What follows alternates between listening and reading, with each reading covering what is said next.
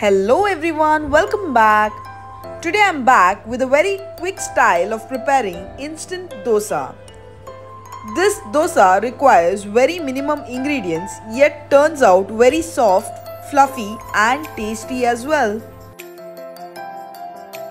Mouth-watering, right? So let's get started. I've taken a mixie jar. To this I'll be adding 3 cups of thin rava or suji, 1 cup of grated coconut and 3 cups of yogurt or curds.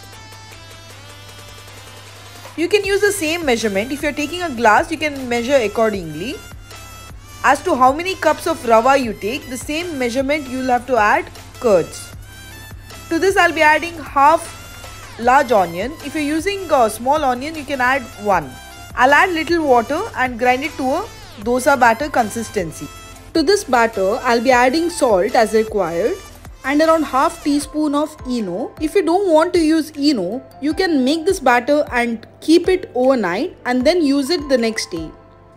Let the batter rest for 20 minutes with a covered lid. This recipe is a perfect recipe if you're confused as to what to cook during the weekends. It's instant and does not require any fermentation. At the same time, I'll show you a quick chutney recipe.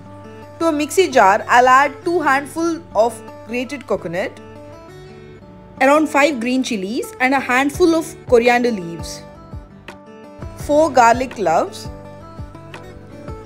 and a small piece of tamarind. I'll add little water and blend it to a chutney consistency.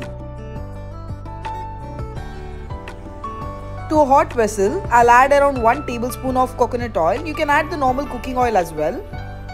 Once it gets heated up, I'll add around half teaspoon of mustard seeds. Once it pops up, I'll be adding 1 garlic crushed and few curry leaves. Now once the tadka has fried well, I'll add the chutney and add salt. Give it a good mix and allow it to cook for 2 minutes with a covered lid. There you go, chutney is all ready. Now the dosa batter is ready. To a hot pan, I'll add the dosa batter and not spread it much. I'll spread it a bit and then cover it with a lid and allow it to steam for 30 to 40 seconds on a medium flame.